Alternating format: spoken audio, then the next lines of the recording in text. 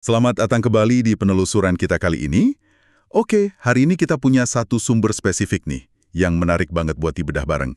Ini dari bab 6 buku How to Sell When Nobody's Buying, karya Dave Lakhani. Judul babnya, Get Persuasive, Understand Buyer Psychology to Sell More Now. Nah, misi kita kali ini cukup jelas ya.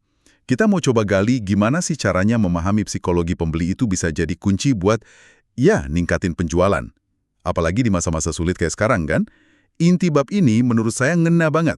Tawarkan produk atau layanan Anda itu nyambung gitu sama cerita yang udah ada di kepala calon pembeli. Kedengerannya simple ya, tapi kayaknya dalam banget nih implikasinya. Oke, mari kita bedah. Mungkin mulai dari konsep dasarnya dulu kali ya, yang disebut penanda somatik dari Dr. Antonio Damasio. Apa sih sebenarnya itu? Agak teknis ya kedengarannya. Iya, ini konsep kunci banget sih buat ngerti dasar orang ambil keputusan. Jadi, gampangnya gini deh, penanda somatik itu kayak jalan pintas atau semacam alarm otomatis gitu di otak kita. Ini kebentuk dari pengalaman-pengalaman kita di masa lalu ya, terutama yang ada hubungannya sama hadiah atau hukuman. Seneng atau sakit, untung atau rugi gitu. Contoh gampangnya banget kalau Anda pernah katakanlah kesetrum pas megang stop kontak rusak. Nah, otak tuh langsung bikin penanda, bahaya gitu kan soal stop kontak itu. Atau sebaliknya, mungkin bau masakan tertentu dari ibu Anda. Itu bisa jadi penanda nyaman, rumah. Nah, penanda ini tugasnya ngaitin satu pengalaman atau emosi ke reaksi atau keputusan tertentu. Seringnya cepet banget, otomatis, tanpa kita sadar. Jadi, ini bukan cuma teori doang, tapi ya mekanisme bawah sadar yang setiap hari ngarahin pilihan konsumen Anda. Sering banget mereka nggak nyadar sama sekali loh. Wow, oke. Jadi kayak ada semacam autopilot emosional gitu ya, yang jalan terus di belakang layar. Nah, terus gimana persisnya mekanisme ini ngaruh ke keputusan beli seseorang, kalau dalam konteks jualan gitu? Ngaruhnya kuat banget. Penanda ini kan bikin respons otomatis ya, yang bisa jadi udah nempel banget gitu di keputusan beli. Anda mungkin pernah dengar kan ungkapan di kantor gitu, nggak adalah yang pernah dipecat gara-gara milih IBM. Oh iya ya, sering dengar itu. Nah, itu contoh klasik penanda somatik di dunia kerja. Keyakinan itu entah dari pengalaman sendiri, atau dengar terus reputasinya, atau dari cerita teman kantor, itu jadi semacam aturan nggak tertulis. Jadi milih merek itu udah kayak otomatis aja, dianggap paling aman, gitu. Selain itu, penanda ini juga bisa dari generalisasi loh. Misalnya, anggapan kalau produk dari negara A pasti jelek, atau sebaliknya produk negara B pasti bagus. Terus pesan-pesan media juga, yang kita dengar terus-terusan soal ekonomi lah, tren lah, atau bahkan ketakutan tertentu. Itu pelan-pelan ngebentuk dan nguatin penanda ini di bawah sadar kita. Nah, di sini nih kekuatannya yang sering nggak kita sadari. Bener juga ya. Artinya kalau saya tangkep nih, calon pembeli kita ini seringkali jalan itu kayak dalam kondisi trends gitu ya, atau kayak udah terprogram sama keyakinan-keyakinan ini. Keyakinan yang bahkan mungkin bukan dari pengalaman dia sendiri, tapi hasil program dari lingkungan atau cerita yang diulang-ulang terus. Persis. Istilah trends di sini bukan berarti kayak hipnotis di panggung gitu ya. Bukan ya, oke. Bukan. Tapi lebih ke kondisi di mana pikiran sadar mereka tuh nggak sepenuhnya ngevaluasi informasi baru. Mereka cenderung jalan pakai program atau penanda somatik yang udah ada aja, gitu loh. Menarik banget ini. Kalau gitu, kita sebagai penjual nih, yang pengen nawarin solusi yang mungkin beda gitu dari program di kepala mereka, gimana dong caranya kita ganggu atau mungkin bangunin mereka dari tren sini? Apa kita mesti jadi ahli hipnotis dadakan gitu? Haha, justru kebalikannya. Dan ini bagian yang menurut saya keren banget dari pendekatan Lakahani ini. Tujuannya itu bukan buat menghipnotis mereka biar masuk ke tren baru versi kita. Oh, bukan ya? Bukan, tapi justru buat ngebantu membangunkan mereka dari trends yang udah ada. Trends yang mungkin dibentuk sama keyakinan pribadi yang ngebatasin mereka, atau prasangka lama, atau ya itu tadi info media yang belum tentu benar. Kan sering tuh orang cuma ngulang-ngulang aja pesan atau keyakinan yang dia dengar, tanpa benar-benar mikir kritis. Ya mirip lah kayak sugesti pasca hipnotis gitu. Orang ngelakuin sesuatu tapi nggak tahu persis alasannya, cuma karena rasanya benar, atau biasanya juga gini. Oke, saya paham. Jadi kita bukan nanam ide baru secara paksa ya, tapi lebih kayak nyadarin mereka dari ide lama yang mungkin udah nggak cocok lagi buat mereka. Tapi kan keyakinan yang udah dalam gitu biasanya kuat banget ya. Realistis nggak sih kita bisa bangunin orang dari trends yang mungkin udah tahunan? Nah, pertanyaan bagus itu. Emang nggak gampang. Dan di sini nih buku ini nyambunginnya ke fenomena lain, namanya inattentional blindness, atau kebutaan atensi. Kebutaan atensi. Apalagi tuh? Itu kondisi psikologis beneran, di mana kalau kita terlalu fokus ke satu hal, kita bisa jadi benar-benar nggak lihat hal lain yang sebenarnya ada jelas di depan mata. Eksperimennya yang paling terkenal itu video orang main basket. Penonton diminta fokus ngitung lemparan bola, sering banget mereka nggak nyadar kalau ada orang pakai kostum gorila jalan santai di tengah lapangan. Oh ya, saya pernah dengar itu, yang gorila itu kan? Betul. Nah, dalam konteks kita nih, calon pembeli mungkin ngerasa mereka sadar kok dan nolak pesan iklan atau berita jelek soal pasar misalnya. Tapi karena pikiran sadarnya fokus ke hal lain, kerjaan lah, masalah pribadi lah, pesan-pesan itu tetap aja bisa nyelinap masuk ke bawah sadar dan pelan-pelan nguatin penanda somatik atau trends mereka. Ini yang bikin keyakinan bawah sadar itu jadi makin susah diubah kalau kita serang langsung pakai fakta atau logika doang. Oke. Ini makin jelas nih. Jadi kalau nyerang keyakinan mereka langsung atau debat pakai data aja sering nggak efektif ya. Karena ada mekanisme pertahanan bawah sadar ini. Terus strategi yang lebih cerdas gimana dong buat ngebuka pikiran pembeli ke solusi kita? Nah, ini dia intinya. Strategi persuasif di bab ini mulailah dari tempat mereka berada sekarang.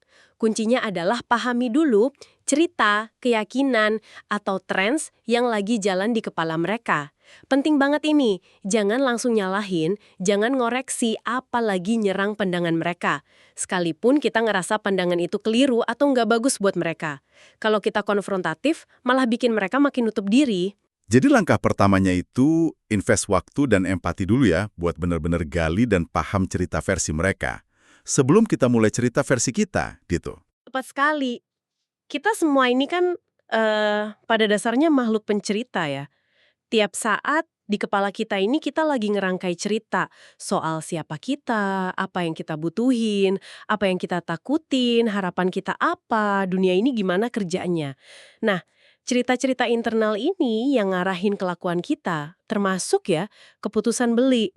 Kalau kita luangin waktu beneran buat gali cerita prospek kita, bukan cuma nanya spek produk ya, kita bisa dapat pemahaman yang jauh lebih dalam soal motivasi mereka, ketakutan yang nggak diungkapin, harapan terdalamnya, sudut pandangnya gimana.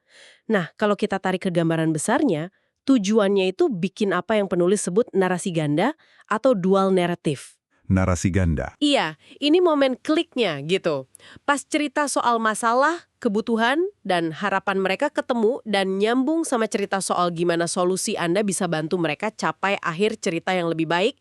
Pas kedua narasi ini nyatu di kepala prospek, pas mereka bisa ngebayangin diri mereka jadi tokoh utama di cerita sukses masa depan bareng Anda, nah disitulah kemungkinan closingnya naik drastis. Masuk akal banget.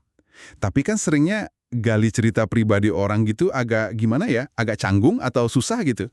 Buku ini ngasih semacam kunci atau contoh pertanyaan spesifik gitu nggak sih? Buat bantu kita mulai obrolan cerita itu biar lebih enak? Ada. Buku ini ngasih beberapa contoh pertanyaan yang emang dirancang buat mancing cerita, bukan jawaban pendek iya nggak doang.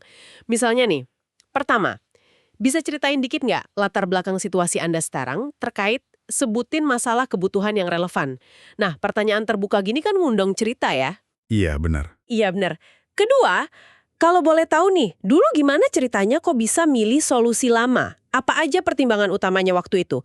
Ini biar kita paham kriteria beli mereka dulu, cara mikirnya gimana, nilai apa yang penting buat mereka. Ketiga, bisa ceritaan lebih jauh hasil idealnya tuh kayak gimana sih yang Anda harapkan dari solusi baru perbaikan X ini yang mungkin sekarang belum dapat. Ini gali keharapan, mimpi, sisi positifnya, happy ending versi mereka tuh apa?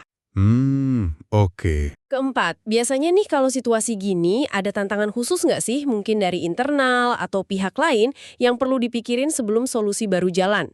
Ini penting buat ngungkap potensi halangan, siapa aja yang terlibat, dan siapa sih sebenarnya yang pegang keputusan akhir. Nah, pas dengerin jawaban mereka, perhatiin jangan cuma faktanya, tapi juga emosinya, kata kunci yang diulang-ulang, metafora yang keluar, nilai-nilai di balik ceritanya. Itu semua bahan baku penting buat kita ngerangkai cerita balasan nanti. Oke, ini praktis banget sih.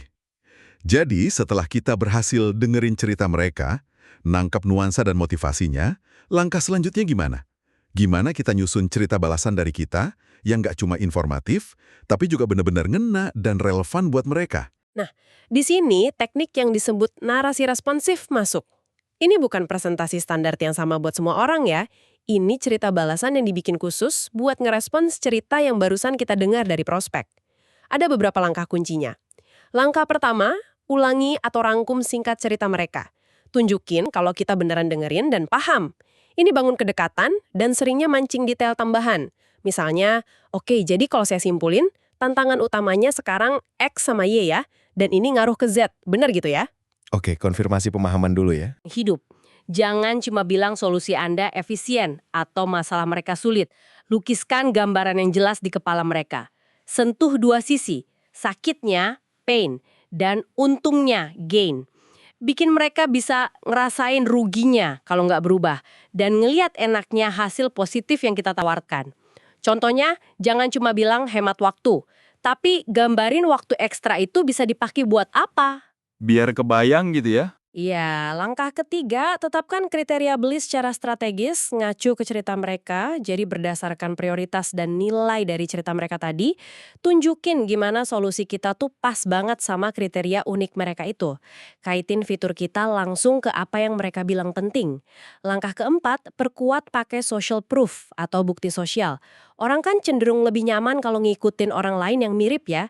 Kasih testimoni singkat, studi kasus yang relevan, atau cerita anonim soal klien lain yang situasinya mirip dan berhasil pakai solusi kita.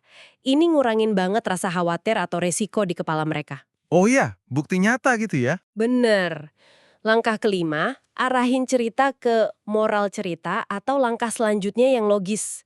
Setiap cerita bagus kan ada tujuannya. Nah, kalau di jualan, ini bisa ajakan buat diskusi teknis, minta kirim proposal, atau bahkan langsung ke deal. Bikin langkah berikutnya ini kerasa nyambung dan alami dari cerita yang udah dibangun bareng. Pendekatan yang terstruktur, tapi tetap fokus ke manusianya ya. Rasanya ini benar-benar geser dari sekedar jual fitur, jadi bangun cerita bareng. Iya, sekedar info tambahan nih buat Anda yang dengerin. Penulis buku ini, si Dave Lakani, ternyata juga nyediain video loh soal storytelling bisnis ini. Nanti tautannya kita taruh di catatan kajian ya. Kali aja ada yang mau dalemin lagi. Oke deh, setelah kita kupas tuntas nih konsep-konsep tadi, mulai dari penanda somatik, trans pembeli, kebutaan atensi, terus ke kekuatan cerita dan narasi responsif, rangkuman praktisnya gimana nih? Apa artinya semua ini buat Anda yang lagi dengerin dan pengen coba terapin buat ningkatin jualan? Intinya sih, dan ini pesan utama bab 6 ini ya, ada pergeseran cara pandang. Sadari kalau calon pembeli Anda itu bukan kertas kosong. Mereka datang bawa sejarah, pengalaman, keyakinan, dan ya cerita internal mereka sendiri atau trends tadi. Tugas pertama Anda itu bukan ngelawan atau ngebantah cerita itu langsung, tapi pahami dulu secara mendalam. Bantu mereka bangun dari trends yang mungkin ngebatasin, tapi pelan-pelan aja. Dan mulai dari posisi mereka, gali cerita mereka pakai empati dan rasa ingin tahu beneran. Nah, baru abis itu, sampaikan cerita balasan Anda, si narasi responsif tadi, yang dibikin khusus biar nyambung sama tujuan, nilai, dan kriteria mereka. Jangan lupa perkuat pakai bukti sosial yang relevan. Pada akhirnya, persuasi yang beneran efektif itu seringnya lebih soal pemahaman dan koneksi daripada teknik rumit. Pahami dan bantu patahkan trendsnya, ceritain kisah yang relevan dari sudut pandang mereka, nah hasilnya bakal ngikutin kok. Itu ngerangkumnya pas banget. Dan kutipan penulis di akhir bab, perhatian sama dengan pendapatan, itu kayaknya jadi benang merahnya ya. Kalau kita berhasil dapetin perhatian mereka, bukan pakai trik ya, tapi karena kita paham dan ganggu pola pikir lama mereka, terus kita kasih cerita alternatif yang lebih bagus buat mereka, nah kita bisa ciptain perubahan persepsi, bisa numbuhin keinginan yang asli buat solusi kita, dan akhirnya ya, memfasilitasi keputusan beli. Rasanya jadi lebih kayak bangun jembatan pemahaman ya, bukan sekedar transaksi jual-beli. Jadi, kesimpulan dari kajian kita kali ini, persuasi yang efektif dalam jualan modern itu kayaknya emang bukan soal nguasain trik psikologi atau skrip sakti gitu ya. Jauh lebih dasar dari itu. Ini soal kemampuan buat ngerti, ngehargain, dan kadang ngebantu ngebentuk ulang cerita internal yang ada di kepala calon pembeli Anda. Kuncinya ya di kombinasi antara dengerin pakai empati, buat nangkap cerita mereka, dan kemampuan nyusun plus nyampein cerita balasan yang strategis, terarah, dan nyambungin kebutuhan unik mereka sama solusi kita. Gitu ya. Tepat sekali. Dan sebagai penutup nih, mungkin ada satu pemikiran buat direnungin yang bisa Anda bawa pulang dari diskusi kita hari ini. Ini akarnya kuat dari materi bab 6 tadi. Mengingat betapa kuatnya pengaruh penanda somatik dan cerita-cerita internal yang tanpa sadar kita putar di kepala kita sendiri, coba deh luangin waktu bentar buat mikir, ada nggak sih satu cerita spesifik yang mungkin selama ini Anda ceritain ke diri sendiri soal proses jualan Anda? Mungkin soal tipe klien ideal, atau soal kondisi pasar sekarang yang tanpa sadar malah nahan Anda buat dapat hasil yang lebih bagus. Cerita apa ya itu kira-kira? Dan yang lebih penting lagi, gimana caranya Anda bisa mulai secara sadar menceritakan ulang narasi internal itu biar lebih sejalan sama sukses yang Anda pengenin di kerjaan jualan Anda? Wah, pertanyaan reflektif yang dalam banget dan relevan buat kita semua kayaknya ya. Oke deh, terima kasih banyak udah nyimak penelusuran kita kali ini. Semoga eksplorasi soal psikologi pembeli dan kekuatan cerita ini ngasih perspektif baru yang berguna buat Anda. Sampai ketemu di kesempatan berikutnya ya.